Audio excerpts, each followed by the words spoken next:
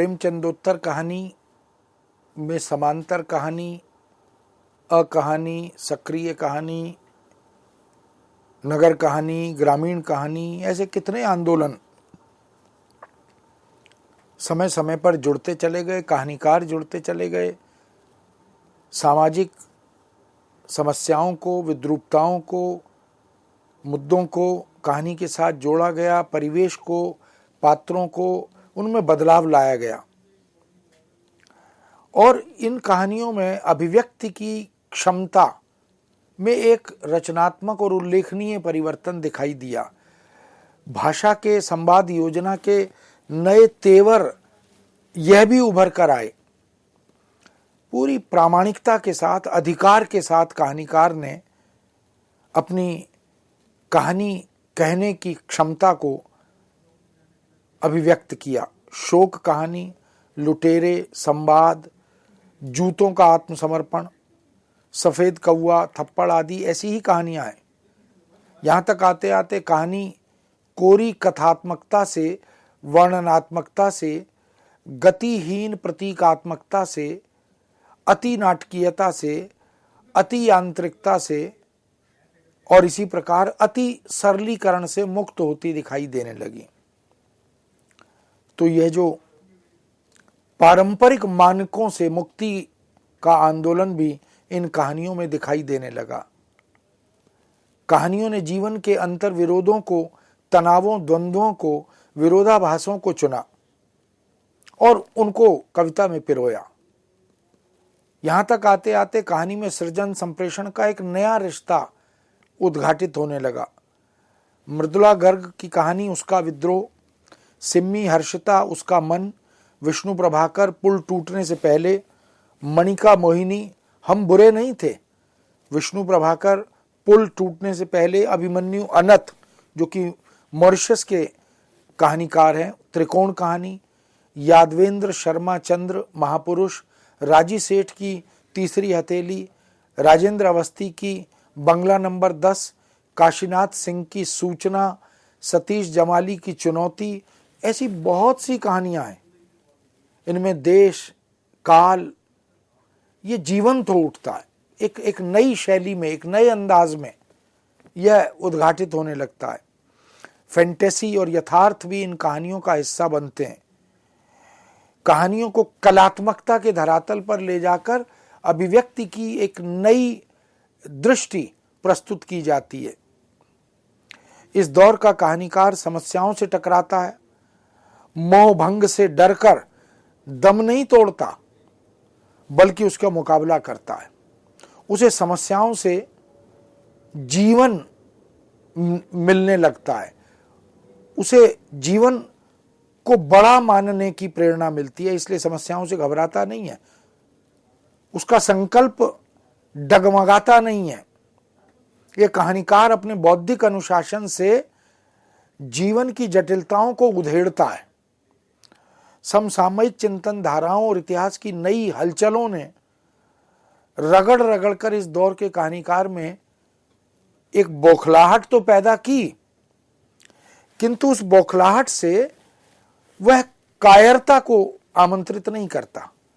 वह परिवेश, परंपरा, जातीय इतिहास, गांव की स्मृतियां, घर, पिता, संस्कार, प्रेम, इन सब के कारण बनी हुई मनस्थितियां उसे बार बार झकझोरती हैं। उसे घर की याद आती है, गांव की याद आती है, खेत खलिहानों की याद आती है। ये सब उसे झकझोरते हैं, उद्वेलित करते हैं। वह परिवेश को कहानी में उकेलने की, उद्घाटित करने की कोशिश करता है। प्रेमचंद की कहानी परंपरा ने यहां पहुंचने से पहले ही कुछ कुछ दम तोड़ दिया था। इस दौर का कहानीकार उस सशक्त परंपरा को जीवित नहीं रख सका, बचा नहीं सका। कहानीकारों की पूरी पीढ़ी अपसंस्कृतिकरण, राजनीतिकरण, पश्चिमीकरण, अराजकतावादी स्थितियां, इनके चंगुल में फंस गया था। यानी कहानीकार भी इन सब स्थितियों से प्रभावित होकर जैसे अपसंस्कृतिकरण या राजनीतिकरण या पश्चिमीकरण, ये कहानियों में आ गया था। कहानियां और कहानीकार व्यवस्था विरोध का स्वर तो उठाते रहे समय समय पर, किंतु बदलती स्थितियों और परिवर्तनों को समझकर उनके समाधान का मार्ग वो नहीं दिखा सके। सन 1980 के बाद की कहानी केवल श्रव्य नहीं रही, वह पठ्य भी बन गई, उसका मंचन भी होने लगा। और इन 2-3 दशकों की कहानी का उद्देश्य आत्मा अभिव्यक्ति, जीवन की प्रामाणिक आलोचना, यह भी बन गया। कहानियां इस दौर में खूब लिखी गईं, खूब प्रकाशित भी हुई, अखबारों में, पत्र पत्रिकाओं में, स्वतंत्र रूप से संग्रहों में, किंतु बहुत अधिक कहानियां अपनी अधिक छाप नहीं छोड़ सकीं। जिसे हम कालजयी कहानी, टिकाऊ कहानी, लंबी रेस की कहानी कहें, वो इस दौर में एक प्रकार से विलुप्त होती दिखाई देने लगी। इस दौर की कहानियां और कहानीकारों में सार्थक, सौदेश्य और प्रासंगिक कहानी, इसको लगभग भुला सा दिया। यानी ऐसी कोई कहानियां चुननी हो, छांटनी हो तो कठिनाई होती है। 1975 में छोड़ा हुआ रास्ता रचना में अज्ञे ने लिखा भी था, मैंने यह स्वीकार कर लिया है कि कहानी लिखना मैंने छोड़ दिया है, या कि कहानी मुझसे छूट गई है। मेरे लिए रचना कर्म हमेशा अर्थवत्ता की खोज से जुड़ा रहा है, और यही खोज मुझे कहानी से दूर ले गई है, क्योंकि कहानी को मैंने उसके लिए नाकाफी पाया है। मैं जानता हूं कि इतने संक्षिप्त रूप से कही हुई बात नहीं भी समझी जा सकती और गलत भी समझी जा सकती है। वास्तव में अज्ञे की यह उक्ति, यह कथन कहानी के तत्कालीन स्वरूप को उद्घाटित करता है। विष्णु प्रभाकर, भीष्म साहनी आदि कहानी लेखन की लंबी यात्रा तो करते हैं। विष्णु जी ने तो सन 1932 में कहानी लिखनी प्रारंभ की थी, और इधर के अंतिम 2 दशकों में उनके संग्रह प्रकाश में कहानियों के आए हैं। 1981 में उन्होंने खिलौने संग्रह प्रकाशित कराया, 85 में एक और कुंती संग्रह कहानी का आया, 86 में जिंदगी एक रिहर्सल हिंदी कहानी की का एक संग्रह आया। तो 32 से शुरू हुई कहानी और 86 तक चलती है, तो हम देख सकते हैं कि उनकी कहानी यात्रा, लेखन यात्रा कितनी लंबी उपस्थित होती है। भीष्म साहनी के कहानी संग्रहों में सन 1981 में प्रकाशित शोभा यात्रा कहानी संग्रह, 1983 में प्रकाशित निशाचर कहानी संग्रह, 1989 में प्रकाशित पाली कहानी संग्रह, 98 में प्रकाशित डायन कहानी संग्रह, ये उल्लेखनीय है, चर्चित भी रहे, इन पर विमर्श हुआ है, लंबा विमर्श होता रहा। वास्तव में मानव जीवन की विडंबनाओं ने इन कहानियों को और कहानीकारों को अभिव्यक्ति के खतरे उठाने की चुनौती दी। इन कहानीकारों ने उसे सहर्ष स्वीकार भी किया। हास्य व्यंग्य भी इधर की कहानियों में धीरे धीरे बढ़ता चला गया। कहानीकार अमरकांत की कहानियां भी इधर प्रकाश में आई, जिसमें 1997 में प्रकाशित एक धनी व्यक्ति का बयान, 2002 में प्रकाशित सुख और दुख का साथ, यह भी उल्लेखनीय है। कमलेश्वर ने 1946 से 1997 के बीच जो लगभग 111 कहानियां लिखी, उन्हें समग्र कहानियों में संग्रहित किया गया, जो कि 2002 में प्रकाशित हुआ। 2004 में कमलेश्वर का एक अन्य कहानी संग्रह देश परदेश भी प्रकाश में आया। कमलेश्वर की कथा यात्रा को कस्बे से महानगर तक की कथा यात्रा कहा गया। उनकी कहानियों में दिल्ली और मुंबई का जीवन खूब उद्घाटित हुआ। वे मध्यवर्गीय जीवन की घुटन को, त्रास को, तनाव को, यातना को पूरी प्रामाणिकता के साथ चित्रित करते चले गए। उनकी कहानियों में प्रगतिशील चेतना स्पष्ट प्रतिबिंबित होने लगी। शिल्पगत प्रयोगशीलता भी उसमें उभर कर आती रही। निर्मल वर्मा की कहानियों के संग्रह भी इस बीच में खूब प्रकाश में आए। सन 1983 में कौवे और काला पानी, 95 में सूखा तथा अन्य कहानियां, 2000 में 11 लंबी कहानियां। निर्मल वर्मा की कहानियों में भावात्मक वैचारिक द्वंद्व और इंद्रिय बोध यह मुखर होकर आया, तेजी से मुखर हुआ। ये व्यक्ति के भीतर झांकने वाली कहानियां लेकर उपस्थित हुए। परत दर परत अंतःकरण को खोलती जाने वाली ये कहानियां। उदासी ऐसी ही कहानी है।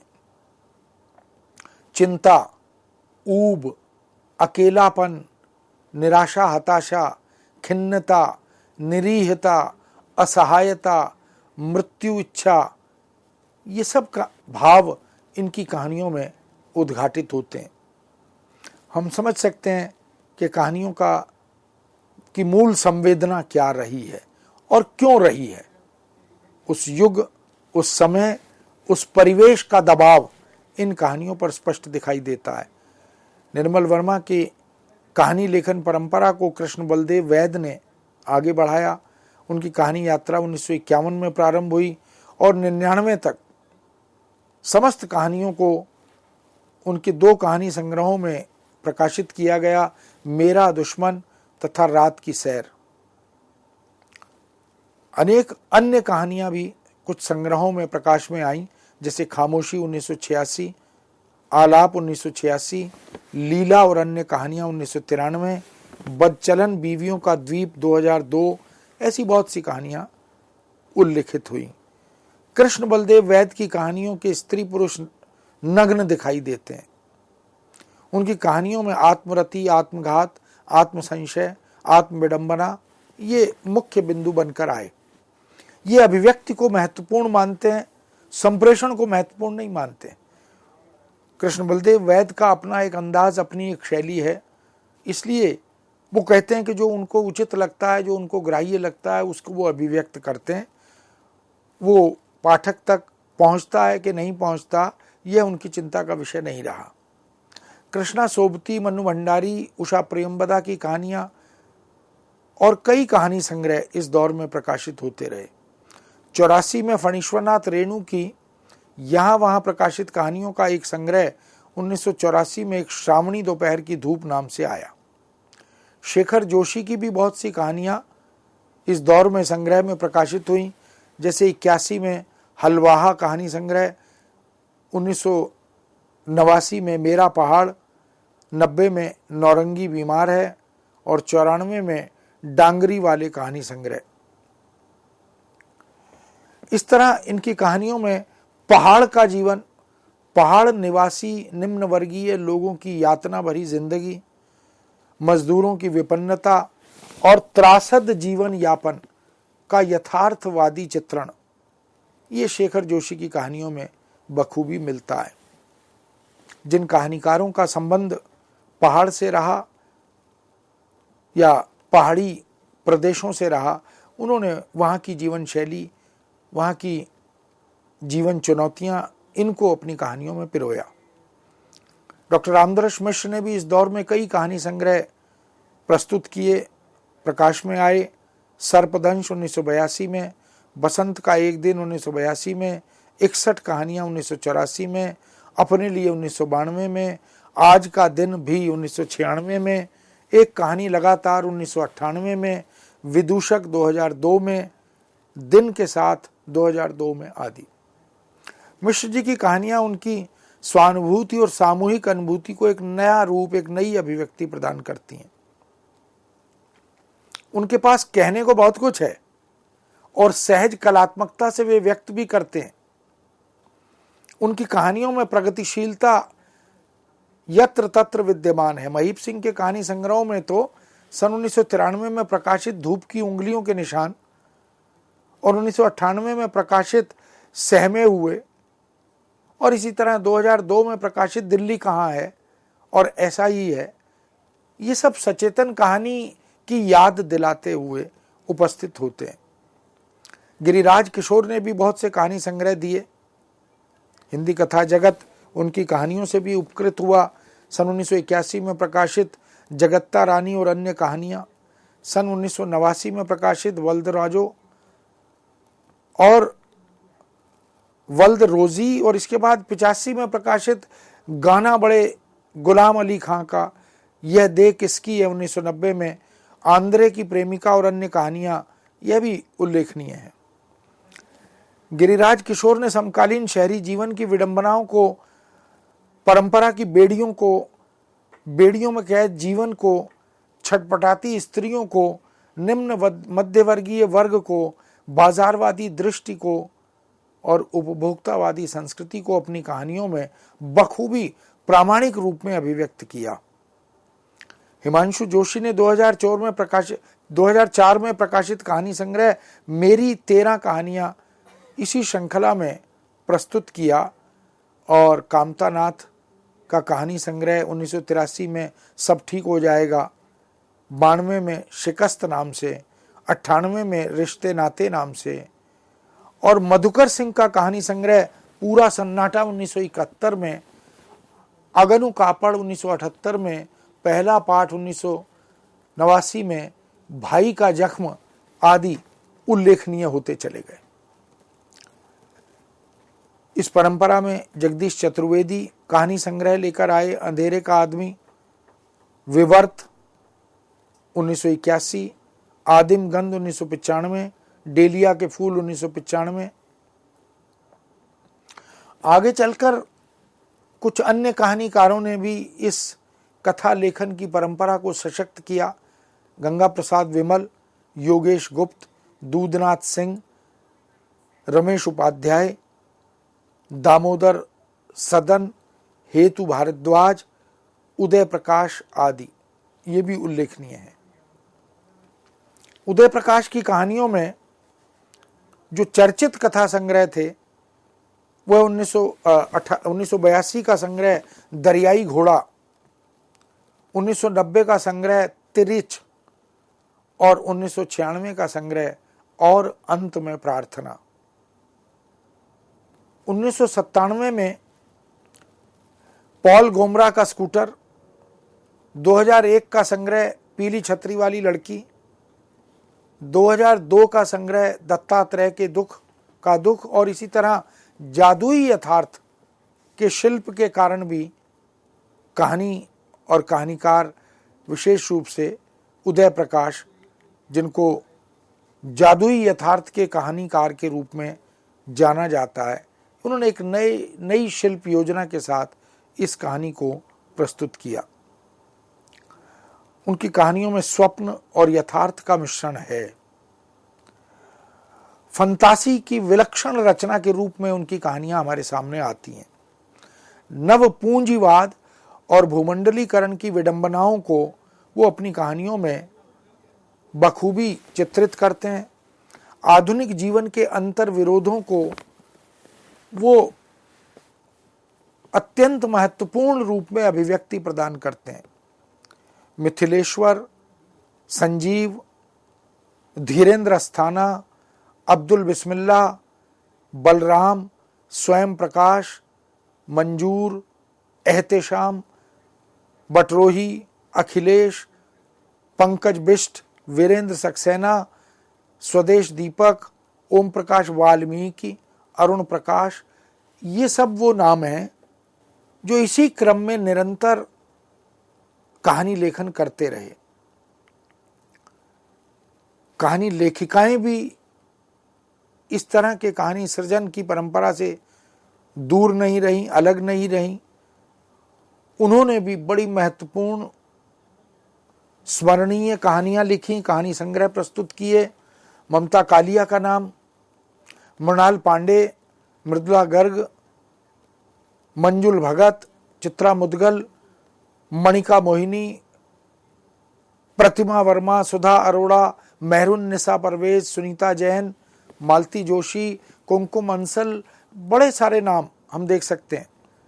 सिम्मी हर्षिता, उर्मिला शिरीष, कृष्णा अग्निहोत्री, रीता शुक्ला, कमल कुमार, अरुणा सितेश, चंद्रकांता, मुक्ता, नासिरा शर्मा, मैत्रेयी पुष्पा, नमिता सिंह, ये सब कहानीकार जो स्त्री कहानीकार, महिला कहानीकार हैं, इन्होंने भी जीवन को, समाज को सभ्यता को, संस्कृति को देखा, समझा, भारतीय और पाश्चात्य परिप्रेक्ष्य में उन सब घटनाक्रमों का, पात्रों का सुंदर चित्रण अपनी कहानियों में किया। अलका सरावगी की जो कहानियां हैं वो तो बहुत महत्वपूर्ण मानी जाती हैं। अद्यतन हिंदी कहानी को समृद्ध करने में अलका सरावगी का योगदान भी बड़ा महत्वपूर्ण है। तो ये जो अंत के 20-25 वर्षों की हिंदी कहानी है, यानी अगर हम 8वें दशक के बाद की हिंदी कहानी की बात करें तो हम देख सकते हैं कि उस हिंदी कहानी में विषय वस्तु, कथा वस्तु तो बदलती ही है, उसके स्रोत भी बदलते हैं। अब वो ग्रामीण किसान की कथा इन कहानियों में नहीं आती। जो भारतीय कृषक के जीवन की समस्याएं, चुनौतियां हैं, जो मजदूर की समस्याएं, चुनौतियां हैं, उनकी तुलना में पाश्चात्य सभ्यता और संस्कृति और एक नई प्रतीक योजना, एक नया शिल्प, एक नई वस्तु, वह इन कहानियों में आना शुरू कर देती है। देख सकते हैं कि जो कहानी आंदोलन, जो कहानी लेखन की सशक्त सुदीर्घ परंपरा लगभग 150-200 वर्षों तक, क्योंकि अब तो 21वीं शताब्दी के भी लगभग 22 वर्ष निकल रहे हैं, और कहानी लेखन की वह शुरुआत जो भारतेंदु युग से होती है, वह धीरे धीरे अनेक परिवर्तनों के साथ आगे बढ़ती हुई हिंदी जगत के सामने, कथा जगत के सामने आती है।